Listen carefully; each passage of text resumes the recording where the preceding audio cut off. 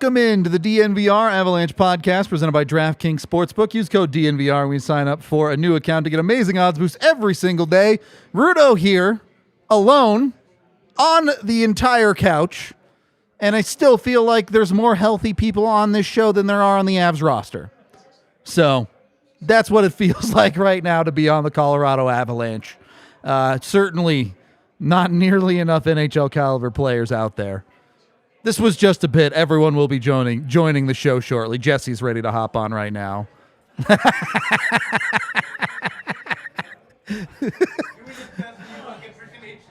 Battling through some stuff. Back to the bench. Avs lose to the Philadelphia Flyers. What ends up being 5-3, but was 4-1 for the majority of the game. Yeah, mute that stuff. Get it out of here. Once Nathan MacKinnon got hurt, this game went almost exactly how you might expect. Well, and I think it was you who made the point there near the end. Fun little push from the Avs there at the very end, but it was like, who really cares? Yep. If they came back and won that game 7-4 in the last minute, it's like, yeah, Nathan MacKinnon's still hurt. Still a problem. Still a huge, huge problem. Hurt. We're getting another one back from the IR. Yep. They're slowly making their way back. People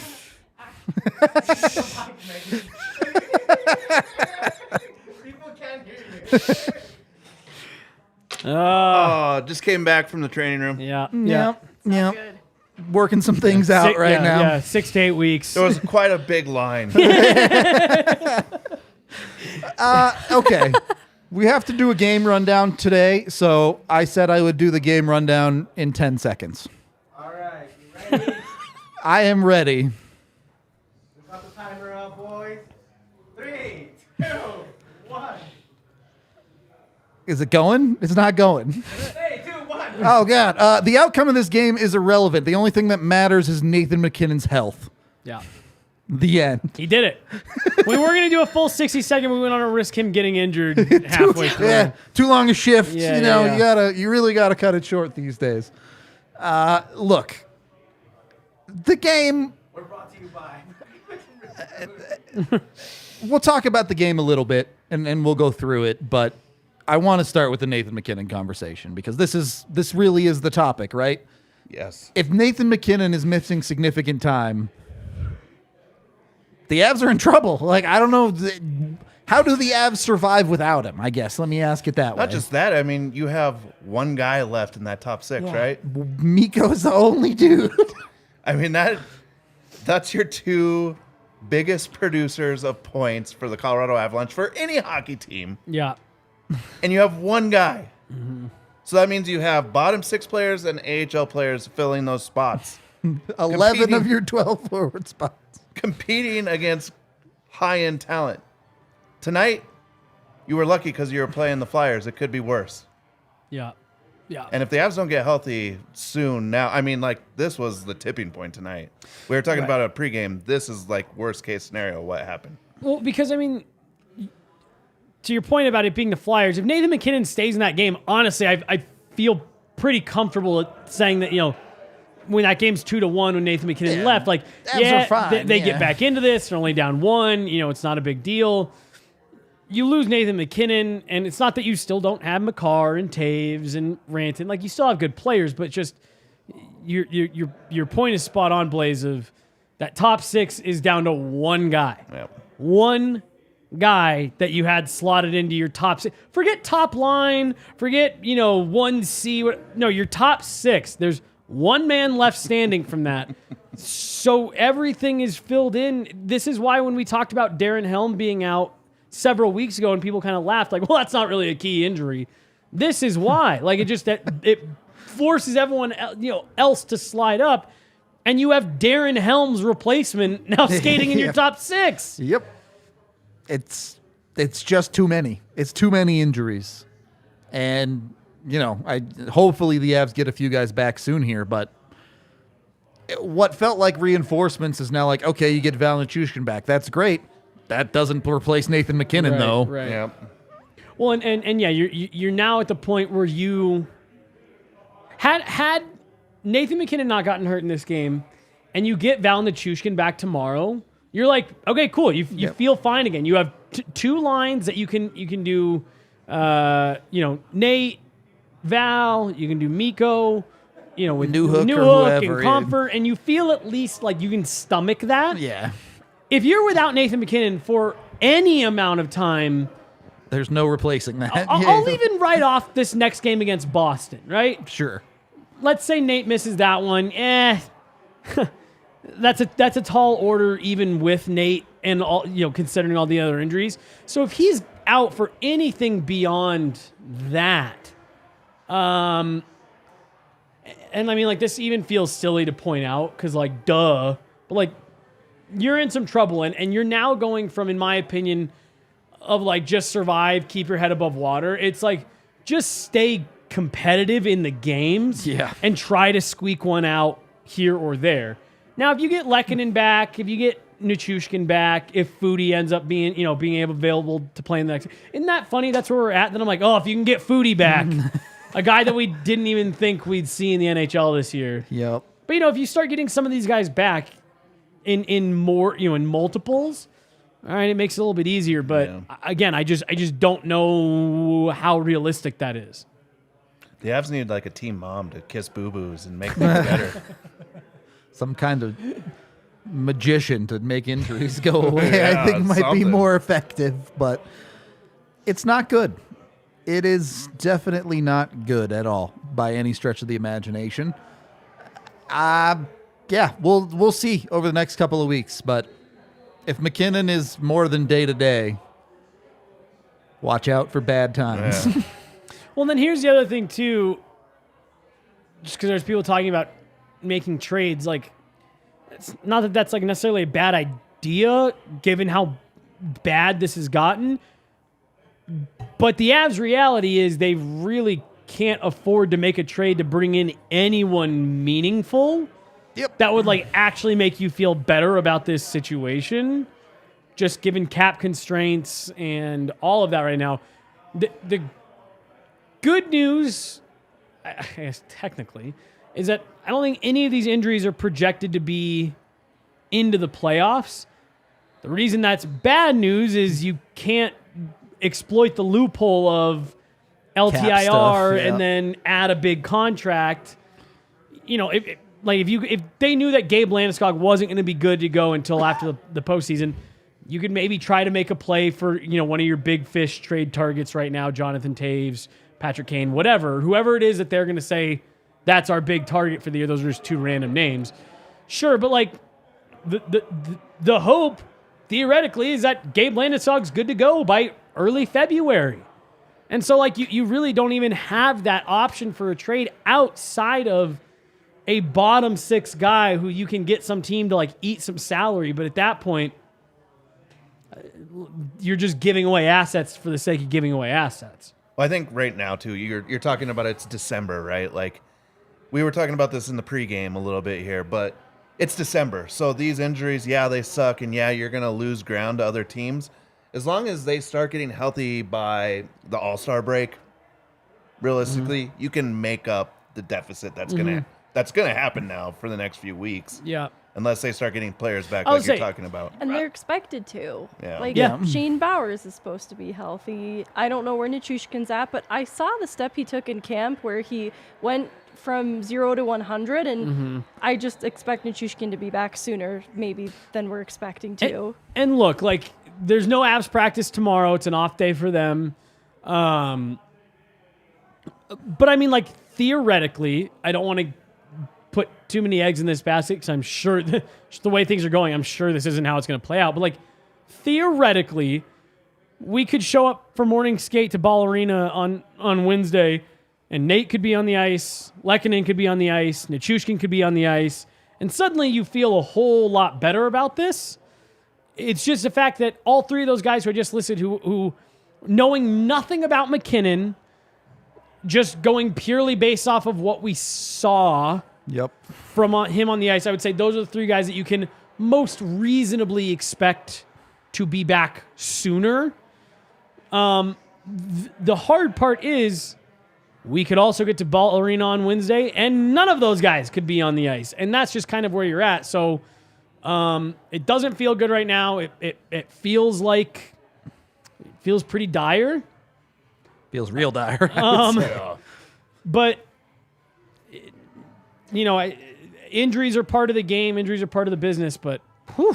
It doesn't help that because they've been on the road, we haven't had a chance to be in that room to get a pulse for how things are feeling, and even better updates on where Bo Byram is at, where Darren Helm is at. Because we get the impression that these are two players, even a Curtis McDermott, that might be kind of close, but we don't know how close. And so just sitting in uncertainty, even with respect to where MacKinnon is at after tonight in Lehkonen after the game before, it is not a comfortable place to be, and it doesn't help that they've been on the road. Mm-hmm. I had that thought this morning, Megan, I was like, man, I just feel like I'm like so out of the loop with like what's going on around the team because we we weren't on this trip. And so you make a great point. It's hard for us to get like a real pulse on what is going on in that room right now. Are guys at the rink? Are they around? Are they skating beforehand? Yep. How hard are guys pushing themselves? I'm anxious for them to get home. Like I said, off day tomorrow, so that doesn't do us much good. But well, and what you do have to look at tonight, MacKinnon gets hurt later on in the first period. Come out for the second period, he's not on the bench, and the Avs get their heads kicked in for most of the second period, and it's like, that's not a good vibe. Right. Well, and I still can't decide if this is good or bad, but it took them a long time to rule Nathan. It was into the third period before the Avs officially announced that he wouldn't be coming back. And they are normally pretty quick on that. Like, they'll let it go through an intermission. And then once everyone kind of starts picking out who is and is not on the bench, they're pretty quick to come through with a text or an email or an announcement. The fact that they waited so long and even announced in the second period he's still being evaluated, it makes you wonder if it's something he could play through if he had to, kind of thing. Right. Like, you almost kind of sit there and say, okay, is he uncomfortable? Are they checking him? But are they also sitting there and saying, let's kind of see how this next 10 minutes plays out. And if we get a goal and get back into this, we'll have you go. But if not, take the rest of the night off.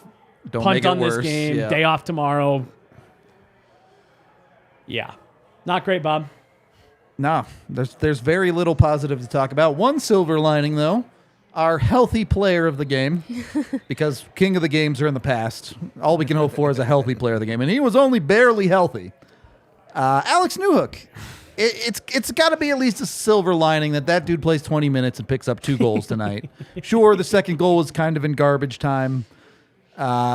It made it not garbage time for a minute. For 45 seconds. For a few seconds. I mean, that's so funny. Healthy player of the game. He did get injured during the game. But he stayed in the game. He did stay in the game, but he's not the healthiest of players of the game. Yo, that was a pretty hardcore look, though, when they showed that shot of him on the bench. It's like, with the puck mark on his face? With a puck mark on him amongst the blood. It's like, God damn. God damn. He didn't even wince on the bench. It was hard. He just looked pissed. I don't even... That about sums it up. Yeah. I don't even know where to go with it. Like, who do you think the healthiest player on the team is? Frankie. Charles Udon. I think it's Charles. I do. I genuinely feel that way. He's been with the team the least. Yeah. He's got the least bad juju on him. He hasn't made it to Megan's freezer yet. Yeah. Hasn't been hexed. And like the reality certainly with MacKinnon out is you need guys like Newhook to step up, right? We saw it the other night, MacKinnon's still in the lineup, but for the Avs to beat Buffalo, they needed JT Compher to have a big night. And this is where it's at now. You're asking guys like Newhook and Compher to be the best player on this hockey team. Rantanen too, obviously, and Makar. But between them and your goaltender, if they have a bad night, the game's almost over before it begins for Colorado right now. So you're just going to kind of have to live with the results. And the frustrating part about this is what do the Avs do different? There's nothing they can do different, right? I mean, this is all just like, this is an injury problem. I know people are like, you got to play through the injuries. Sure. When it's reasonable. But when it's over half of your team's being injured and you're basically, rostering AHL players, this is what's going to happen in the NHL. Well, it's Sorry. No. I interrupted you. I don't know why you're apologizing to me. Yeah. Even bad NHL teams are going to beat AHL teams. There's just, Yeah. the talent levels, there's just, you can't make it up. It's like the argument people would always be like, oh, Alabama could smoke the Jacksonville Jaguars. It's like, no, Alabama would lose by 70 How many to the kids Jacksonville come out of Jaguars. Alabama that end up being busts in Right, the NFL? right. Well, but, it is funny because we were making the joke about when are people going to say stop blaming it on the injuries. And again, I give this Avs team credit. They haven't done that once. Nope. They haven't blamed it on the injuries. I don't think they're looking at that. But you do, again, Megan said it in the pregame show. We're not here to make excuses, but we are here to give context. And imagine you do your job at wherever it is you do your job, and 70% of the people from your team show up to work. left. They went on vacation. They got sick, and They you had got to temps. and you had to have 70% of your office as a temp. Yeah, things probably aren't going to run as smoothly.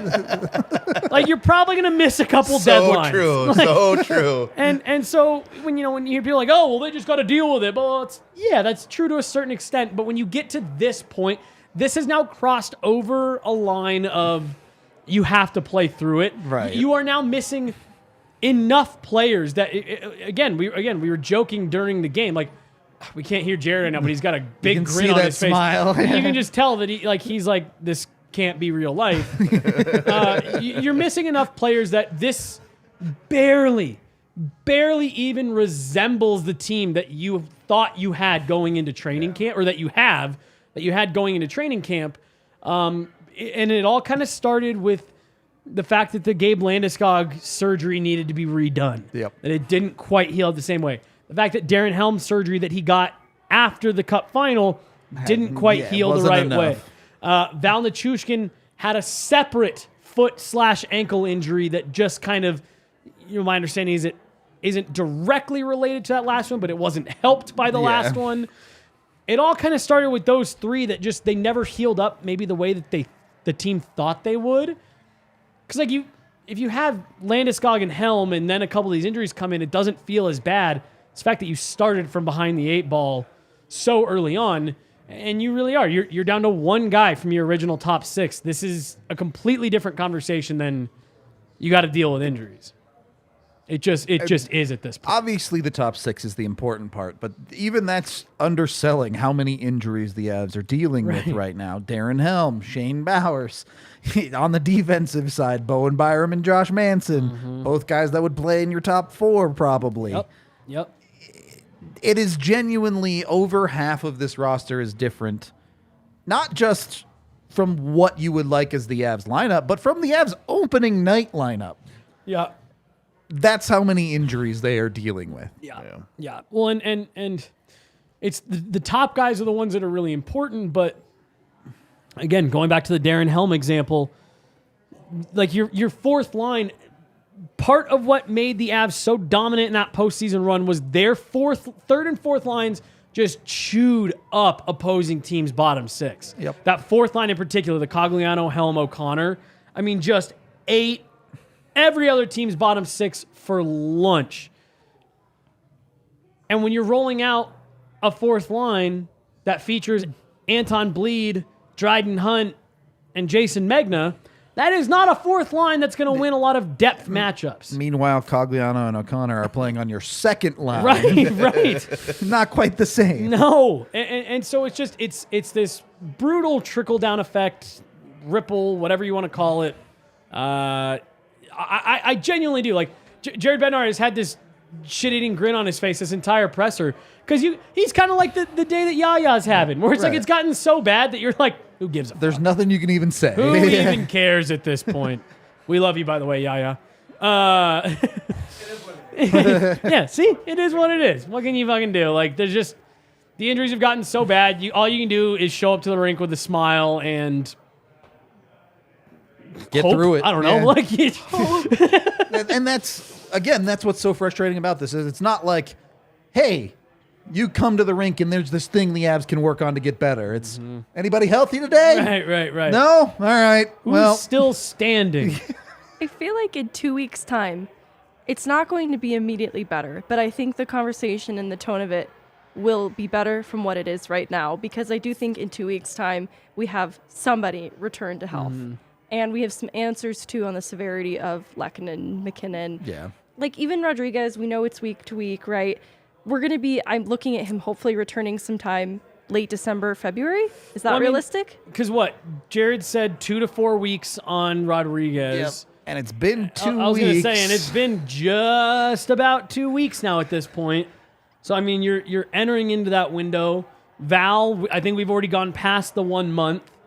I can't keep all these straight in my head. There's too many. Josh Manson was 2 to 4 weeks. Again, I think you're like 10 days into that one. I think a little, probably 1 week. A week, but yeah. So I mean, like, you are getting down the line a little bit on some of these timelines. So what? You hope by Christmas? Yeah. I jumped to February somehow, but yeah, late December, January. I don't know how we got into February so quick, but I think the All-Star break is like worst case scenario that we're looking at. But I think by January, this is far improved. But even 2 weeks from now, I think it's so much better than it feels right now. Yeah. Fingers crossed. And I do think it's better. The problem, which Jesse mentioned earlier, is these next couple weeks have gone from survival to please don't get blown out. Yeah. Yeah, stay competitive. Yeah. So it's going to be tough. I don't think there's any way around it. God knows I need a Breck Brew right now. So go get yourself some. BreckBrew.com to see where they are. You can find your local liquor store. They almost certainly have at least some kinds of Breck Brew. The Christmas ale out in force right now. So go get some of that to help ease the pain a little bit. Newhook, is Newhook 21? I actually looked this up. Yes, he is. Okay, because he needs a beer tonight for sure. I was looking at Galchenyuk's line with a foodie in Newhook, and it's a 20-year-old and a 21-year-old. Shoo. It's just like... Doesn't it make you feel great about where you're at in life? My younger sister's a doctor, so this is just par for the course. It's fine. And you know, it's a weird time because you're like scared every second now. I'm scared I'm going to wake up tomorrow and be like, yeah, no, Newhook's cheek is broken. Yeah, like he's out for 2 weeks. Because that's just the way things have been breaking for the Avs right now, is they haven't gotten a single thing. But if you want to go see an Avs game, or I don't know, it's half the Colorado Eagles at this point, Game Time is the app for you. There's a link down in the description of the video. You can click through. Over 15 million people have used it, and you can get prices up to 60% off retail price. So you can get a great deal to go catch the Avs or any other sporting event, not just in Colorado, but around the country. So check out Game Time. If you're not getting your tickets through Game Time, you can get your ticket on the party bus December 17th. Woo. Look, the Avs might not be good, but it's my birthday, so we're going hard. Oh, Regardless. goodness. Yeah. He's going to get injured. They're picking the warm-up people in like the next day or Yep. so, and there's only a handful of spots left. So Yeah. There are 8 tickets left on the party bus if you want an actual ticket. So get in on that, and we're picking 8 people on the party bus who get to sit on the bench for warm-ups. So you get to come hang out, watch the Avs up close and in person, say hello to people. Probably get sticks and stuff. Should it just be 7 and you have to wear jorts and go on to the to the bench? I'll leave that up to the people, all right? If that, look, Can you imagine that? That'll be the last. We'll never get a player interview again. yeah, that would. Danielle will be like, I had to see Rudo's butt cheeks on the bench. We had some questions. If someone has any rituals to like stop the injuries on the bench, let me know. I'll perform them. I'll perform them. But Party Bus, go check it out. You can order online right now at the DNVR locker. If you are a member, a diehard, you do get a discounted price. So be sure to go check that out on the member part of the website. So do that.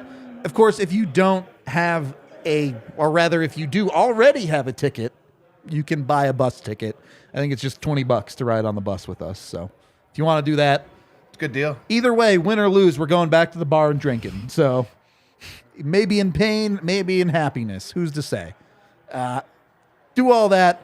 Second period of the DNVR Avalanche podcast presented by DraftKings Sportsbook. Actually go through the goals in this game. Jesse put it well in the watch along.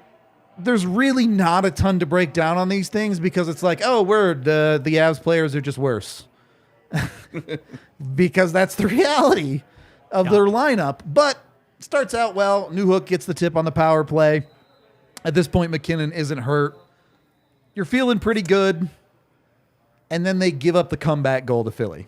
Well, I mean, really, like what I was saying earlier about if Nate doesn't get hurt in that game, you probably feel pretty good even despite being down 2-1. They get the first goal, and like genuinely, we were all kind of sitting here like, all right, cool. They're engaged tonight. Yep. Jumped out to a lead. You got a weak opponent. Who cares about the injuries? You're driving the bus. They gave up a couple quick ones, and again, you still didn't feel bad until Nathan MacKinnon left. Then you're like, this just got a lot harder. Just got a lot harder. Really, I had no issue with.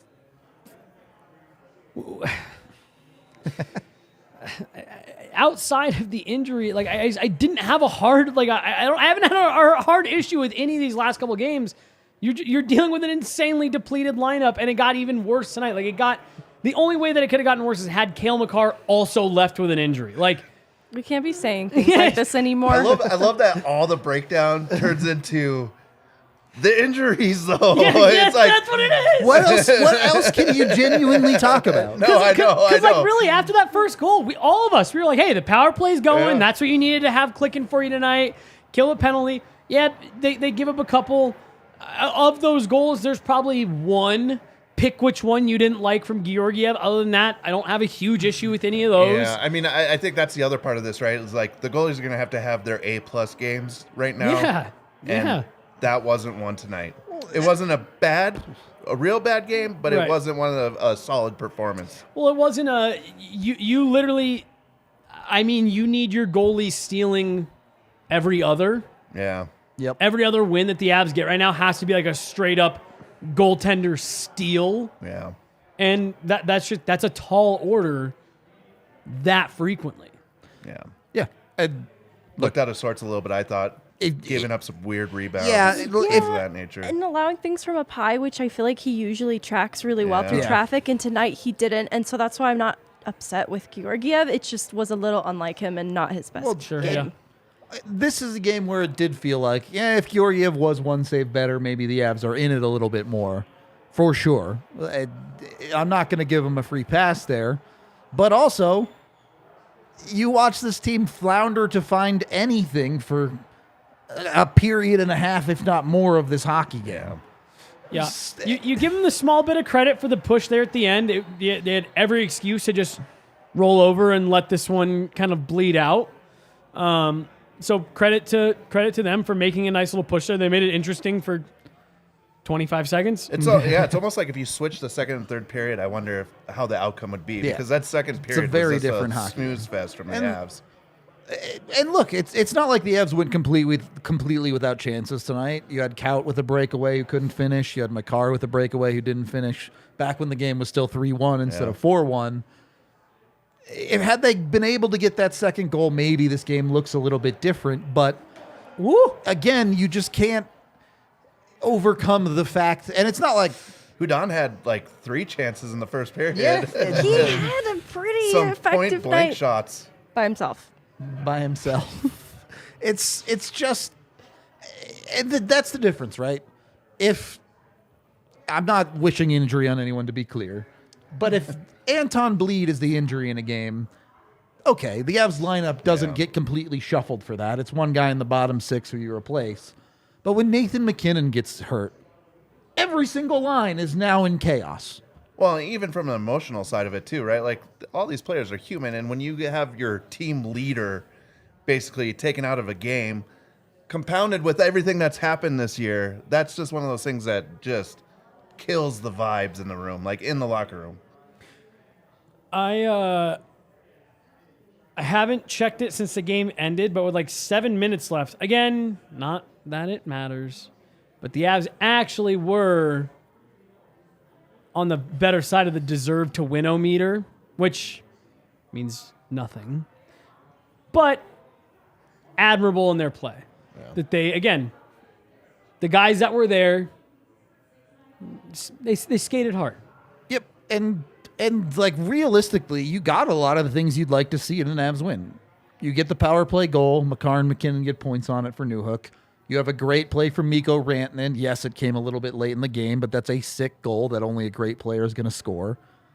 And then you get another goal from Newhook to add what at that time wasn't really depth scoring anymore, but they just didn't have anything left in the tank to keep this team out of their own net. Some of that's Georgiev. Some of that's, guess what? You're playing Andreas Englund and Jacob McDonald 15 minutes a night. Unfortunately, the Avs are probably going to lose a couple more games like this coming up. Yeah. Yeah. That's just the reality of where this roster's at right now. Yeah. I really don't have a ton more to say about this game. And it's going to be tough to genuinely break things down about the Avs for the next little while. Right. We mentioned that on the watch along. Like, really, there's like, if you want to just like talk about like breaking down like the game and the film, sure, you can still do that with this group and where can they get better and then it's like, but like that's what Jared Bednar is going to do, and part of that is because this is like an organizational system, so it's like we're going to work on where guys are supposed to be, how you got to get there, where we had breakdowns, this, that, and the other. But even Jared Bednar is going to understand there are just physical limitations to some of the guys that you have in this lineup right now, and so it is really hard to sit here and give like analysis with a straight face of this team and not be like, I'm kidding. I know it's mostly Eagles, AHL guys. Cause like that is just a huge factor in this. They could play a perfect game. They could come out on Wednesday, play a picture perfect game against Boston and still lose. 100%. How many teams did we see that happen against the Avs last year? Wow, that team played a great game and they lost by 3. Like, it's just going to happen when you have this caliber of roster. This roster is essentially more or less sitting where the Arizona Coyotes were last season in terms of personnel. It's a lot of guys that on most healthy teams probably wouldn't be around the NHL. And because they didn't start the year with this group of men, it takes time. We talk about buy-in with this team, but there's also a literal understanding of systems that needs to happen when a player like Galchenyuk is new to the team. Even Charles Hudon getting called up, dropped in the lineup. They try to run things with the Colorado Eagles very similarly to the Avs systems, but there are some differences, and it's hard to just pick that up in a couple games' time. And so not only are they limited in being American League players, like we don't know what Galchenyuk is yet, right? We don't know. But there is genuinely some adjustment that has to happen too. When you have guys out, guys coming in, it just looks like this. Well, and we just talked to Jared right before they left for the trip, and we were talking about like how nice is it to be able to, when you call a guy up, drop him into the same role that he's been playing with the Eagles.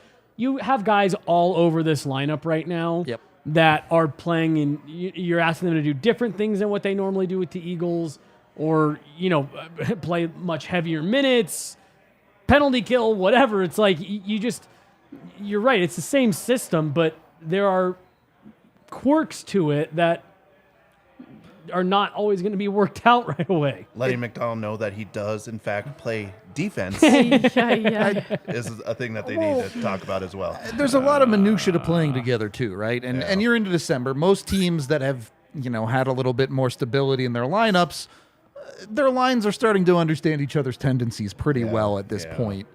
And sure, there's some of that for the Avs. These guys practice together even if they don't play on the same lines. But take Alex Newhook, for example. Is there a dude in this lineup that he hasn't played with over the last month? Like, and not like I'm not knocking the Avs for doing that. It's just out of necessity because they've needed to move pieces around. So that extra little percentage of knowing exactly where your teammate's going to be just isn't there right now for Colorado. That's 100% true. Like the gelling of lines, right, and having that understanding only comes through experience and playing at speed, at game level. Yeah. Like you can't get it out of practice. Like you're saying, they play with each other, but that doesn't really show you what's going to happen in a real game and where people's tendencies seem to go. Yeah. I asked Newhook about that specifically because just as Rodriguez and him are building chemistry, Rodriguez gets out hurt, and Galchenyuk is now dropped in, and he has some familiarity with Galchenyuk, but now there's no Rodriguez, and he did talk about how it's difficult to build chemistry, and he has been starting to feel more confident, but it's genuinely been a challenge because there hasn't been consistency there. And it's not going to start being consistent anytime soon either. So, yeah. I guess on that note, we're brought to you by FOCO. They should release a bobblehead of every Av in a cast Oh my god! at this point. But They need a larger warehouse. yeah, true. Just like add-on. You can add on cast. They are official merchandise for all Colorado sports and many other sports around the country. You can go check them out. Like I said, they have bobbleheads, they have merch, they have apparel. They had Crocs for a while. I don't know if they still have them, but I don't know. bunch of different stuff. So go check it out. Go support foco.com. I believe you get 15% off and free shipping with code DNVR as well over there. So get on it. Go support the boys. Also brought to you by the American Raptors.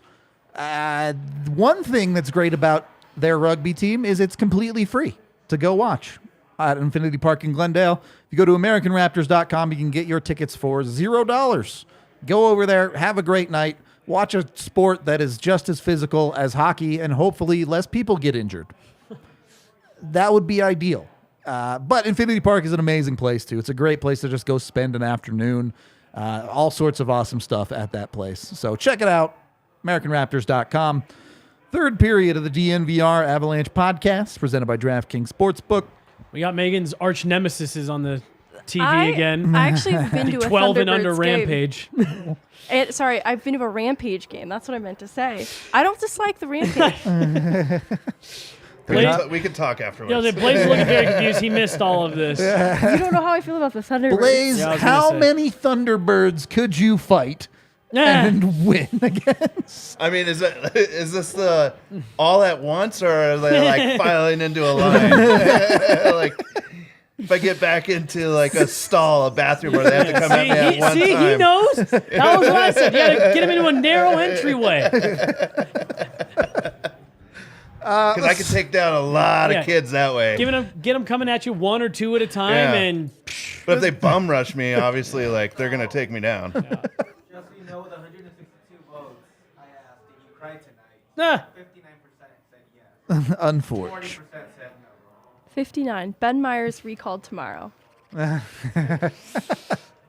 know. It's all heading The up. math It's adds oh, up. that's obvious. not a good thing. That means Nate's out. Yeah, it's Yeah, true. it's true. Oh, I don't like this. Megan's like, I take it all back. Yeah, he's like, oh, now it's like, oh no, All right, 59. well, Ben Myers unless- called up. It could be Nui, but I guess if Nui's, as long as he doesn't have any broken bones, it'll just be a full mask. Everyone go watch the Jurassic Park episode of Futurama, and then it will be 100% of people cried tonight. So do that. I don't know. We got some super chats. I guess. $20 from Banks, who says, so can we scratch Kale, Miko, Sammy, and Nui and put the rest of the Eagles in Avs jerseys for 3 weeks until Nuke, Erod, and Byram come back? On ice results, probability would be the same. And also thoughts on Georgie tonight. I think we kind of already talked about it. Obviously, Avs can't scratch guys, but I know you're joking. Georgiev, you'd like him to be better, and he's not going to be that every night. But if he's not better with the Avs' current lineup, it's just a loss. Yep. It's just how it's going to be. The Avs can't score their way out of problems with their lineup without a Nathan MacKinnon and the rest of the people they're missing. Yeah, I'm willing to say that he's had a rough couple games in the same way that we weren't ready to give him the Vezina after his start. Yep. But I think he's closer to that guy than he is. I didn't even think he was that bad tonight. No, I mean, I don't think he was at the top of his game. That's what I was saying earlier.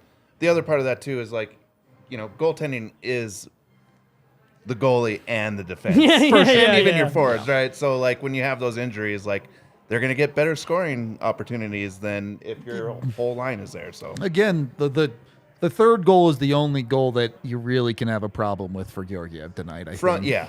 Then there's a few of them where it's defensemen not picking up their and assignments. Hey, we should have made Andreas Englund the king of the game for not absolutely injuring. running Alexander my Georgiev over. That is a low bar, friend. Good for him. Put him out there during St. Louis. So say that goalie. $5 from Ken Tono, who says this season was supposed to be a victory lap, not a funeral march. Pain. It's true. Look, the Avs are still the defending champs, and the hope still is you get to February and they're relatively healthy. Yeah. Because, look, is the team that's currently constructed a cup contender? Absolutely not. Are they a playoff team?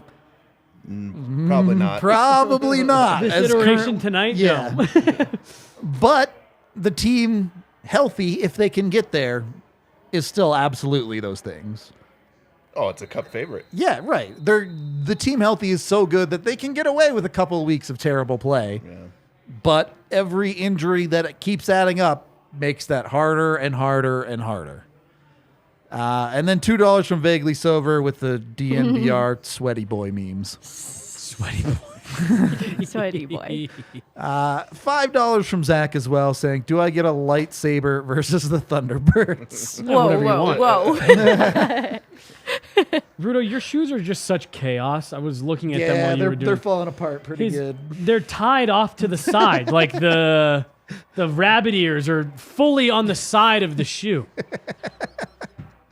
They're about to go. I need to get some new ones. They're about to fall apart. So, We need to get like Brandon and Eric to take you shoe shopping or something along those lines. and Kind of like one of those makeover shows, you know, but- where they're like, Yeah. "This is Rudo. He doesn't know how to buy shoes." Yeah, but then they like show me the shoes and I look at the price tag and I'm like, nah. They're like, Rudo gets his shoes from Mervyn's still somehow. What? You see, the dad shoes are just cheaper. That's all. I hope I didn't piss off Brandon too much by telling him his sweater looked like something the neighbors in Chris's vacation would wear. I saw a pink slip in his pocket. My car is towed when I go out there. Fuck you, man. Anyway, we made it to almost 45 minutes. That's better than I thought we were going to do on this 40 show. minutes longer than I thought. Yeah, I'm not going to stuff lie to you. say. It's just tough right now for Colorado. Until they start getting guys back, my take is honestly start looking for positives and stuff people can build on individually. Because the team as a whole is just, the results are going to be what they are. Yeah. So. Like this slow-mo They walking look right here. so cool. Well, but it's all eagles. Yeah, it's like, oh, that's an eagle. That's an eagle. Oh, there's another eagle. No wonder they look so cool. Yeah. Anyway, any final thoughts before we get out of here? Nope. Nope. Nope. Nope. Nope. Pain. Pain.